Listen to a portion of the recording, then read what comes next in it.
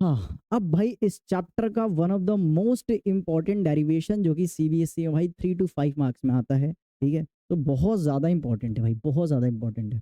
कितना इंपॉर्टेंट है, ठीक है, वेरी की power infinity times important derivation होने वाला है, जिसको हम कहते हैं मेयर्स फॉर्मूला या मेयर्स रिलेशन, ठीक है। मेयर्स फॉर्मूला या मेयर्स रिलेशन, इसको आपके सीबीएसई एग्जाम में ऐसे भी पूछा जा सकता है कि आपको प्रूफ करके बताना है, प्रूफ करके बताना है क्या, कि सीपी माइनस सीवी बराबर आर होता है। या तो आपसे ये प्रूफ करने के लिए बोल सकता है, या आपसे बोल सकता है कि भाई प्रूफ करो सीपी बड़ा होता है किससे, सीवी से, ठीक है। तो ये आपको 3 तरह से क्वेश्चन को घुमा के दे सकता है, करना आपको सेम चीज़ है जो कि मैं करने वाला हूँ, ठीक है। चलो, तो डेरिवेशन को स्टार्ट करते हैं, ठीक है। डेरिवेशन को प्रोसीड करते हैं, हम स्टार्ट करते हैं। कैसे करेंगे भाई, तो सबसे पहले हमें हमें यहाँ पे ना 2 टर्म दिख रहे हैं, ये है मेयर्स फॉर्मूला। ये जो आप देख रहे हो यही क्या बेटा, मेयर्स फॉर्मूला है। सीपी माइनस सीवी बराबर आर, सीपी माइनस सीवी बराबर आर, ठीक है। यहाँ पे सीपी क्या होता है भाई, यहाँ पे सीपी क्या होता है, तो ये होता है कांस्टेंट, कांस्टेंट, या ऐसे समझ लो क्या, सबसे पहले सीवी करते हैं देन फिर सीपी और फिर रिलेशन टाइप करेंगे।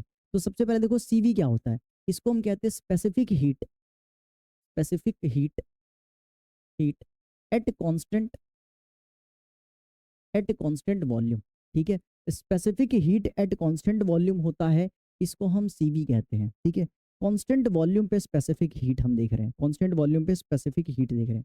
अच्छा देखो, वॉल्यूम कांस्टेंट है, वॉल्यूम कांस्टेंट है, तो डेल्टा वी क्या हो जाएगा, जीरो हो जाएगा। डेल्टा वी क्या हो जाएगा गाइज, जीरो हो जाएगा ऑब्वियसली, है ना। अच्छा, जरा अप्लाई करो क्या, क्या अप्लाई करोगे, स्पेसिफिक हीट का फॉर्मूला क्या होता है, तो स्पेसिफिक हीट का फॉर्मूला होता है, क्या होता है, delta, basically delta Q N delta T होता है ना। अगर मैं बात कर रहा हूँ 1 मोल के लिए, ठीक है, फॉर 1 मोल, अगर मैं 1 मोल के लिए बात करूँ, तो सीवी बराबर क्या हो जाएगा, delta Q by delta T, यही हो जाएगा ना। सीवी बराबर क्या हो जाएगा, delta Q by delta T 1 मोल के लिए, ठीक है। अब जरा इस वाले रिलेशन को, ये है ना डेल्टा वी बराबर जीरो है, यहाँ पे हम अप्लाई कर रहे हैं क्या, apply, apply first law of thermodynamics, first law of thermo thermodynamics. तो फर्स्ट लॉ ऑफ थर्मोडायनेमिक्स क्या बोलता है, वो बोलता है डेल्टा क्यू बराबर delta you plus P delta we, है ना। भाई साफ साफ बता रहा है कि specific heat at constant volume है, ठीक है। यानी कांस्टेंट वॉल्यूम है तो डेल्टा वी क्या हो जाएगा, जीरो हो जाएगा। डेल्टा वी जीरो तो ये पूरा वर्क क्या हो गया, जीरो। यानी कि in this case, in this case यहाँ पे डेल्टा क्यू टोटली किसके बराबर हो जाता है, डेल्टा यू के। ये सेम चीज देखा था हमने किसमें, आइसोकोरिक प्रोसेस में। यहाँ पे क्या बता रहा है, प्रोसेस कौन सा है, आइसोकोरिक प्रोसेस की तरफ इशारा कर रहा है, आइसोकोरिक प्रोसेस बता रहा है, ठीक है भाई, आइसोकोरिक प्रोसेस बता रहा है। चलिए, यानी कि मैं यहाँ पे लिख सकता हूँ क्या, ये फर्स्ट इक्वेशन है, ये सेकंड इक्वेशन है, ठीक है। तो हम क्या करने वाले, from first and second, from first and second equation हम बोल सकते हैं कि जो सीवी होता है, डेल्टा क्यू की जगह पे डेल्टा यू लिख सकते हैं। सीवी जो होता है वो डेल्टा यू बाय क्या होता है, डेल्टा टी होता है, ठीक है। तो इसको डब्बा बना के नोट कर लो और इसको मान लो थर्ड इक्वेशन, ठीक है। चलो, अगर इतना समझ में आ गया देन फिर हम आगे डेरिवेशन को प्रोसीड कर रहे हैं। चलिए आगे बढ़ते हैं। आगे फिर हमने देखना है क्या, हमें देखना है बेटा सीपी के बारे में, ठीक है। तो सीपी क्या होता है, यहाँ पे सीपी होता है specific heat, specific, specific heat at constant, constant pressure. P4 यहाँ पे प्रेशर है बेटा, ठीक है, कांस्टेंट प्रेशर है, कांस्टेंट प्रेशर है। यानी यहाँ पे Cp बराबर क्या हो गया, Cp बराबर क्या हो गया, यहाँ पे basically delta Q N delta T होता है। अगर मैं n इक्वल्स टू 1, 1 मोल के लिए बात करूँ तो Cp बराबर क्या हो गया, डेल्टा क्यू अपॉन में डेल्टा टी हो गया, ठीक है, डेल्टा क्यू अपॉन में डेल्टा टी हो गया। अब जरा हम अप्लाई करने वाले हैं फर्स्ट लॉ ऑफ थर्मोडाइनमिक्स को, ठीक है। अप्लाई कर रहे हैं हम क्या, apply, apply first law, first law of thermodynamics, thermodynamics क्या बोलता है भाई, तो बोलता है डेल्टा क्यू बराबर delta you plus P delta we, यही बोलता है ना। क्लियर है भाई, कोई दिक्कत वाली बात, अच्छा जी, अच्छा जी। यहाँ पे इसको उठा के इसमें पुट करना है, ठीक है, इसको उठाने का इसमें पुट करने का। अब इसको कौन सा इक्वेशन मानूं मैं, इसको मान के चलो फोर्थ इक्वेशन मान ले रहे, और इसको फिफ्थ इक्वेशन मान रहे, तो फिफ्थ को फोर्थ में पुट करना है, ठीक है। Put equation, put equation fifth in fourth.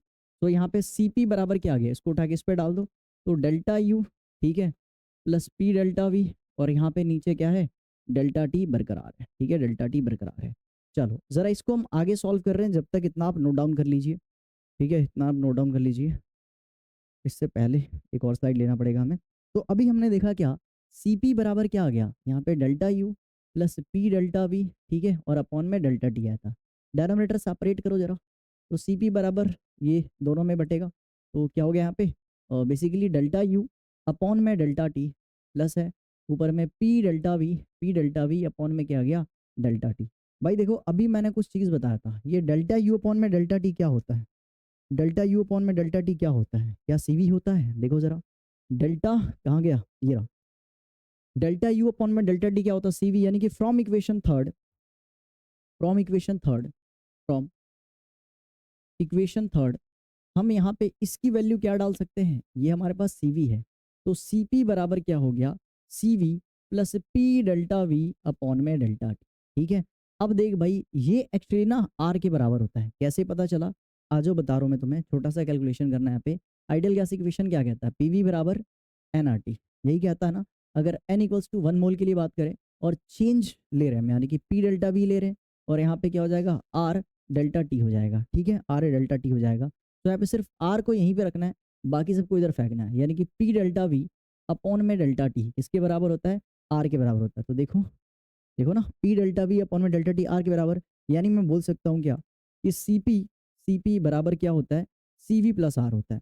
अब देखो यहाँ साफ साफ पता चल रहा है कि सीपी ना सीवी में कुछ आर कांस्टेंट प्लस करके आ रहा है, ठीक है, यानी साफ साफ देख सकते हैं सीपी क्या बेटा, सीवी से बड़ा है, ठीक है। और मेयर्स फॉर्मूला आपका देखा जाए तो आ चुका है, वो क्या आ रहा है बेटा, इसको इसको इधर फेंकिए, तो बेटा सीपी माइनस सीवी बराबर आर, सीपी माइनस सीवी बराबर क्या आ गया, आर आ गया है, ठीक है।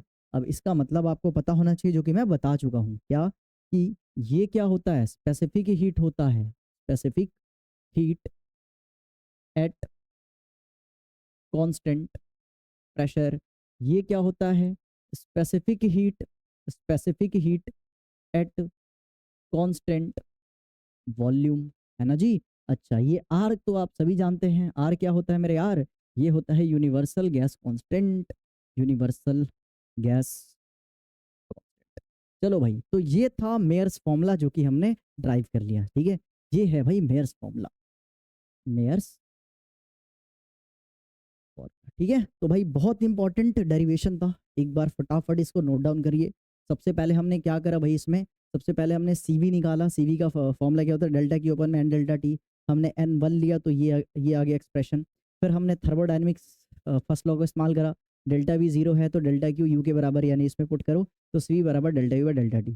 सिमिलरली हमने specific heat at constant pressure के लिए करा, ठीक है, सबसे पहले ये निकाला सीपी की वैल्यू, देन फिर फर्स्ट लॉ को इसमें हमने अप्लाई करा, डेनोमीटर सेपरेट करा, और ये delta U by delta T CV के बराबर हो गया, और ये किसके बराबर हो गया, पूरा टर्म्स आर के बराबर हो गया, यानी कि सीपी बराबर सीवी प्लस आर, जिसको हम ऐसे करके CP minus CV by R लिख सकते हैं, ठीक है, सीपी माइनस सीवी बराबर आर लिख सकते हैं, ठीक है। तो हमने मेयर्स फॉर्मूला का रिजल्ट ड्राइव कर लिया, ठीक है।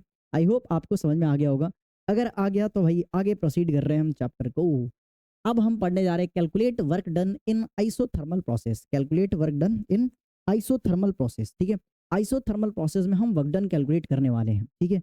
अब भाई वर्क डन कैलकुलेट करने के लिए आपको सबसे पहले एक डायग्राम बनाना पड़ेगा, कुछ कंडीशन देखने पड़ेंगे। तो भाई कंडीशन तो मैं बाद में समझाऊंगा, पहले डायग्राम बना दे रहा हूँ मैं।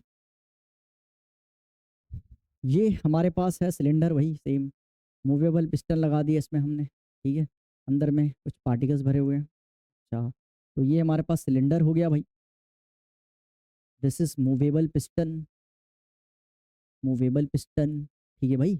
अच्छा जी, देखो आइसोथर्मल प्रोसेस में वर्क करने के लिए आपको दो कंडीशन मेंटेन करना पड़ेगा। सबसे पहला क्या, कि condition for work done in isothermal process, सबसे पहले आपको कंडक्टिंग वॉल लेना पड़ेगा। कंडक्टिंग वॉल को हम क्या कहते हैं, कंडक्टिंग वॉल को हम डायाथर्मिक वॉल कहते हैं। यानी ये जो वॉल होना चाहिए आपका, बाउंड्री जो होना चाहिए, वो क्या होना चाहिए, डायाथर्मिक होना चाहिए, डायाथर्मिक होना चाहिए, यानी कंडक्टिंग होना चाहिए, ठीक है। अब कंडक्टिंग क्यों होना चाहिए, सोच के बताओ मुझे कमेंट करके, जिसका सही आंसर होगा उसको मैं पिन कर दूंगा मैं, ठीक है।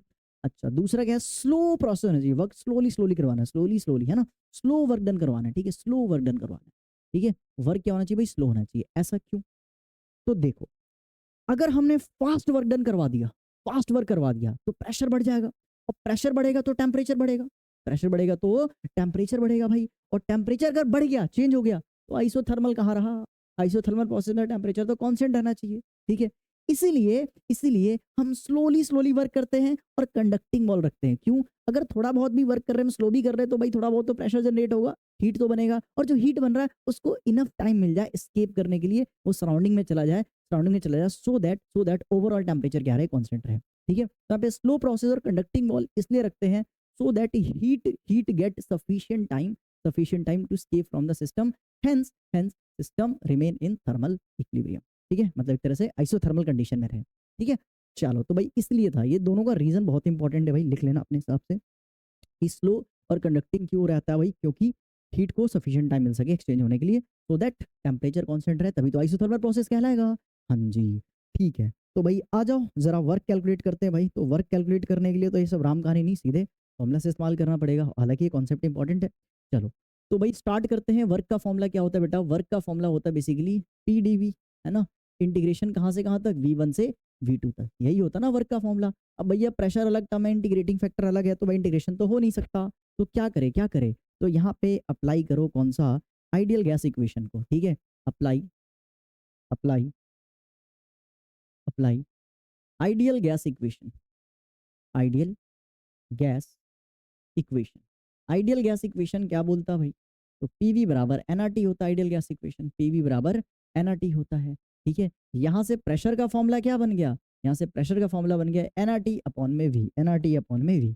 तो इसको उठाओ और इसमें चिपका दो प्रेशर में, है ना। तो बेसिकली यहाँ पे वर्क बराबर क्या हो गया? इंटीग्रेशन V1 से, यानी कि V1 से V2, या आप ऐसे भी लिख सकते हैं initial volume to final volume भी लिख सकते हैं, कोई बड़ी बात नहीं है। ठीक है, तो यहाँ पे P के जगह पे एनआरटी अपॉन में V हो गया, और इंटीग्रेटिंग फैक्टर क्या हमारे पास? DV है। आइए जरा इंटीग्रेशन करना स्टार्ट कर रहे हैं भाई। ध्यान से देखो, N कांस्टेंट, R कांस्टेंट, और क्योंकि आइसोथर्मल प्रोसेस है तो यहाँ पे टेम्परेचर भी क्या है बाबू लोग? कांस्टेंट है ना। तो टेम्परेचर भी कांस्टेंट है, तो एनआरटी सारे के सारे बाहर फेंक दो, है ना। एनआरटी सारे के सारे बाहर फेंक दो। तो भाई यहाँ पे एक और स्लाइड हमें लेना पड़ेगा। वर्क बराबर एनआरटी तो बाहर आ गया, अंदर क्या बचा है? V1 से V2, अंदर क्या बचा भाई? अंदर बचा है क्या? ये डीवी, और अपॉन में क्या बचा? वॉल्यूम। ये डीवी बाय वी कुछ होता है क्या है? कुछ होता है डीवी बाय वी? ऐसा वाला फॉर्मूला याद आ रहा है? कैसा कैसा कैसा? dx बाय एक्स, इसका इंटीग्रेशन क्या होता है भैया? log x। चमका भाई, log x। और अगर लिमिट ना दिया होता तो सी लगाते, बट क्योंकि यहाँ पे लिमिट दिया तो सी नहीं आएगा। dx बाय एक्स का इंटीग्रेशन क्या होता है? log x होता है। तो सेम फॉर्मूला यहाँ पे अप्लाई हो रहा है क्या? कि dv का इंटीग्रेशन क्या होता है यहाँ पे? यहाँ पे क्या होता है बेसिकली? यहाँ पे nrt, ठीक है, ये होता है नेचुरल लॉग। ठीक है, नेचुरल लॉग क्या होता है बेटा? यहाँ पे v होता है। ठीक है, और लिमिट कहाँ से कहाँ पुट करना है हमें? V1 से V2 तक, यानी कि Vi से Vf तक पुट करना है। ठीक है, तो हमने छोटा सा फॉर्मूला अप्लाई करा किसका? dx बाय एक्स, इसका इंटीग्रेशन क्या होता है? log x। ठीक है, वैसे नेचुरल लॉग होता है तो ln लिख सकते हैं, यहाँ पे ln लिख सकते हैं। ठीक है, तो वैसे ही dv by v natural log v आ गया। ठीक है, अब सुनो, अब हम लिमिट पुट करने वाले हैं, तो फाइनल लिमिट मतलब फाइनल माइनस इनिशियल करते हैं, यानी upper limit minus lower limit. तो वर्क यहाँ पे क्या आ रहा है? एनआरटी सबसे पहले अपर लिमिट यानी कि ln V2, फिर लोअर लिमिट यानी कि ln V1 आ गया। ठीक है, ये कुछ फॉर्मूला आपने सुना है, कौन सा फॉर्मूला भाई? तो log A minus log B, ये क्या होता है? ये क्या होता है? log A बाय बी होता है। चमका कुछ? log A बाय बी, है ना। तो इस वाले फॉर्मूले का इस्तेमाल करने वाले हैं।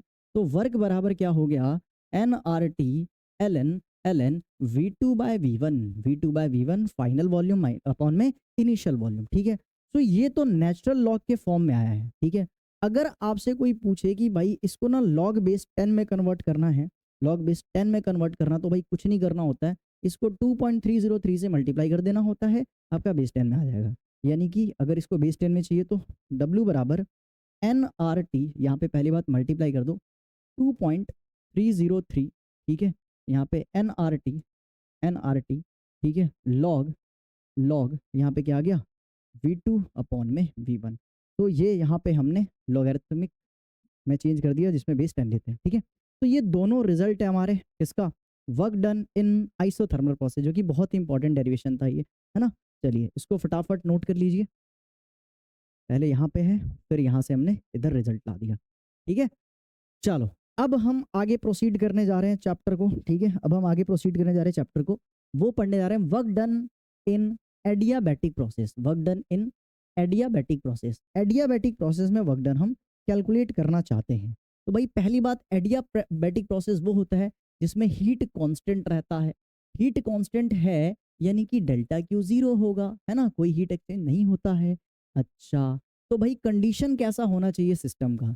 कंडीशन ये होना चाहिए जो कि वॉल होना चाहिए, वॉल वो एक तरह से इंसुलेटिंग वॉल होना चाहिए। और इंसुलेटिंग वॉल को हम क्या कहते हैं, जल्दी बताओ? एडियाबैटिक वॉल भी कहते हैं, ठीक है, एडियाबैटिक वॉल कहते हैं। क्यों? क्योंकि हीट फ्लो सराउंडिंग में नहीं हो सकता फ्रॉम द सिस्टम। इसमें लगा दिया हमने मूवेबल पिस्टन, ठीक है, ये हो गया हमारा सिलेंडर, है ना जी, ये सिलेंडर हो गया और ये हमारा मूवेबल पिस्टन हो गया भाई। चलो, अब हम क्या करने वाले हैं, कुछ कंडीशन यहाँ पे भी हमें समझना पड़ेगा। अब देखो, एडियाबैटिक प्रोसेस में वर्क करवाने के लिए आपको फास्ट वर्क डन करना पड़ेगा, फास्ट सडन वर्क करना पड़ेगा। एक सडन प्रोसेस होता है एडियाबैटिक, है ना। और जो वॉल है वो इंसुलेटिंग होना चाहिए, एडियाबैटिक होना चाहिए। क्यों?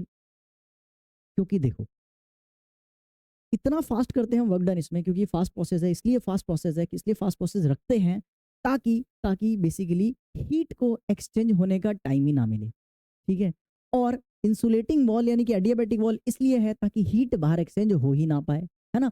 फास्ट इसलिए, सडन इसलिए ताकि हीट को एक्सचेंज होने का टाइम ना मिले, और एडियाबैटिक वॉल इसलिए ताकि हीट एक्सचेंज हो ही ना पाए। तो भाई हीट एक्सचेंज हो नहीं रहा, उसको टाइम नहीं मिल रहा एक्सचेंज होने का, इसलिए यहाँ पे हीट क्या होता है, कांस्टेंट। और हीट कांस्टेंट है तभी तो इसको एडियाबैटिक प्रोसेस कह रहे हैं ना भाई। तो यही कंडीशन को मेंटेन करने के लिए यहाँ पे दो कंडीशन को फॉलो करना पड़ता है। एडियाबैटिक कंडीशन मेंटेन करने के लिए दो कंडीशन फॉलो करना पड़ेगा। चलिए, अब जरा हम डेरिवेशन स्टार्ट करते हैं भाई। तो वर्क का फॉर्मूला क्या होता है भाई? अभी हमने देखा वर्क का फॉर्मूला क्या होता है, तो ये होता है बेसिकली पीडीवी, ठीक है, इंटीग्रेशन V1 से V2 तक करते हैं। क्लियर है? अच्छा अच्छा अच्छा, बट यहाँ पे भी तो भैया वर्क हो नहीं सकता। तो देखो, एडियाबैटिक के लिए ना, एडियाबैटिक के लिए बेसिकली एक आपको रिलेशन याद करना पड़ेगा। क्या? कि पीवी की पावर गामा, ठीक है, पीवी की पावर गामा क्या होता है, कांस्टेंट होता है, कांस्टेंट होता है, इसको हम के मान के चलेंगे। पीवी की पावर गामा यहाँ पे क्या लेंगे अपन, कांस्टेंट लेंगे।